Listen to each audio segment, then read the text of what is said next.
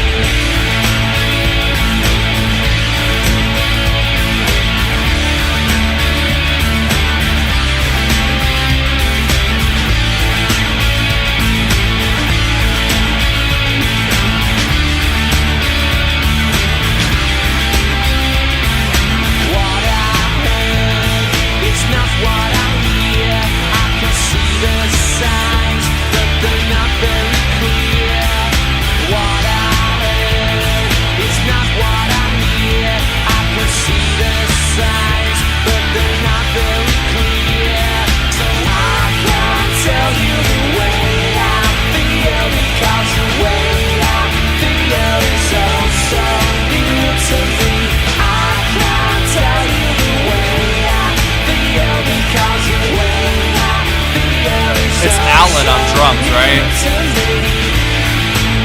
Oh no, it's Tony McCarroll on drums. My apologies. This is confusion. Am I confusing you? This is confusion. Am I confusing you?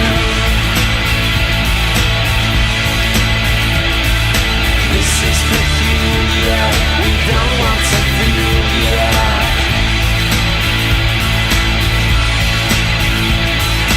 This is peculiar. We don't want to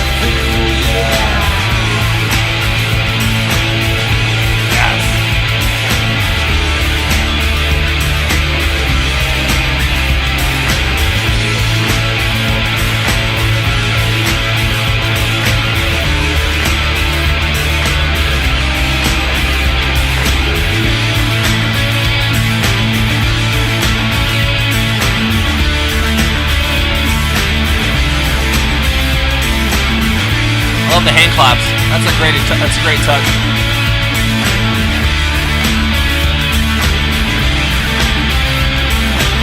I'm like totally lost on this.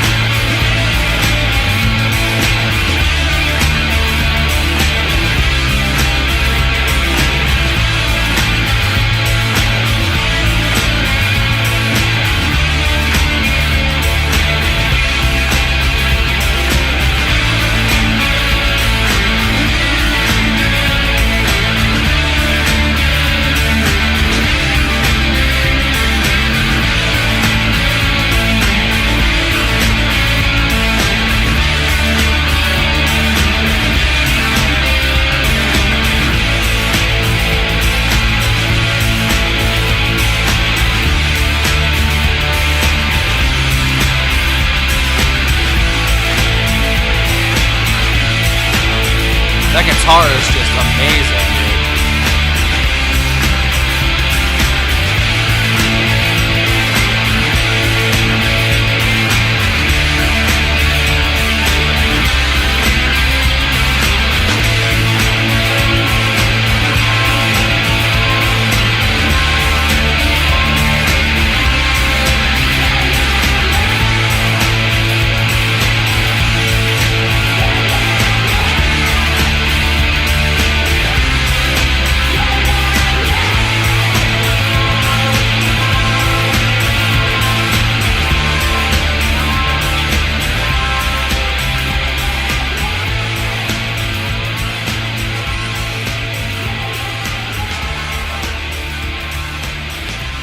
That was awesome.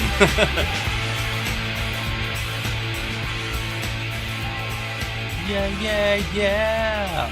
What an ending. That's great.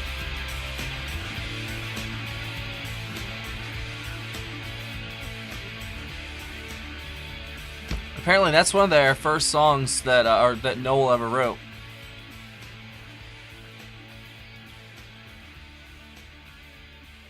That was awesome. See, that one, it honestly didn't really feel like influenced by anybody. Like, that felt almost not like wholly original. You know what I mean? Like, there's definitely plenty of things that made that song happen, like, you know, prior bands and such. But that almost, you know, because some of the other stuff I've heard, maybe like Supersonic, which I love. It's one of my favorite tracks we've done. Maybe Don't Look Back in Anger. Like, they had like maybe a little bit of a Beatles influence, or like a AI camera, sorry, or like a Who influence a little bit at points. But here, this sounded like Oasis just completely, you know, like it was like a simple chord progression and structure, but at the same time it worked. It was very effective. It's almost like overwhelming at points with how much the guitar is just like droning, you know what I mean? Like, but it's a good drone. Like, I think that's honestly one of the secret sauce, you know, kind of portions of this band is the guitar. It just kind of, yeah, obviously, you know, it just circles you. And then the drums from, what was his name again? Tony McCarroll. I think I was thinking of Alan White. I think he's the drummer who comes in later, if I'm not mistaken. But obviously, yeah, Noel just freaking killed that in that song. And that's, you know, obviously because he wrote it. But the guitar in that was excellent. I love the harmony when Liam and Noel are, you know, singing off each other or in harmony. Like, they have just got that deadly sibling harmony. Like, they really do. Like, it's so damn just satisfying to listen to. Like, it's like it's ASMR almost, you know, just hearing them. I don't know, man, it's great. I love it's one of the highlights for Oasis, you know, at least for me, is the vocals. They make me nostalgic, I guess that's the word. I don't know if it would. It's not all good though. Some of it brings back good memories, but others, it kind of makes me think about others maybe I shouldn't think about as someone who's like in recovery and like, you know, stuff like that. You know, you guys know that I'm honest 100%. Like, if I listen to stuff like this and it kind of reminds me of my druggy days for some reason. I don't know why. Like, I didn't really. Okay, well, maybe I did listen to a lot of 90s music when I was a druggie, like, really bad. Lots of Stone Temple Pilots and Alice in Chains and stuff like that. Like, those, I was really into those bands when I was, like, in my early 20s.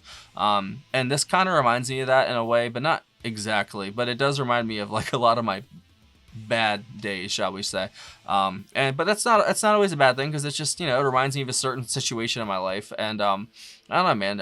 It's just a solid ass song. Like the vocals overall, like I see why it's kind of like a longer track, because it just kind of keeps going and keeps going with the guitar, and it's great, man. I love the hand claps at the end. Like that's a great little addition. I like how the fade out had sort of, they kept going with the riff throughout the fade out, but they kind of threw in those yeah yeah yeahs at the end. That was a really good addition as well, I think, to add to end the song.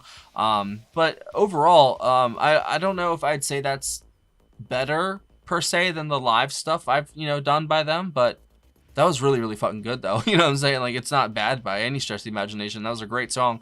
But I guess maybe I'm just missing the video, like the visual aspect that I'm used to with them. I've never, I don't think, really sat there and listened to a studio track for the channel. Like I have on the radio, obviously, but never like this. Or so it's kind of new, like hearing them like this, and I like it because sometimes the visual stuff can be a little distracting, and it can form your opinion for you just off the visual, not the music itself. But when it's just the audio, it's almost like a merit thing. Like you have to be good to keep people's attention if it's just audio, especially nowadays with how visual everything is. And that change happened years ago, but it's the audio really stood out here. You know what I'm saying? Like this is a very strong song from them. I'd say the guitars and the vocals are my highlight, but the bass and the drums obviously on point. Lots of cymbal work from the drummer, but it kind of gets lost. And like I said, like the drone of the guitar, whoever produced this kind of, I don't know, turned it up on the guitars a little bit. But overall, like it's just a great track. I would put that on again. I wish I could play it twice. I totally would have, but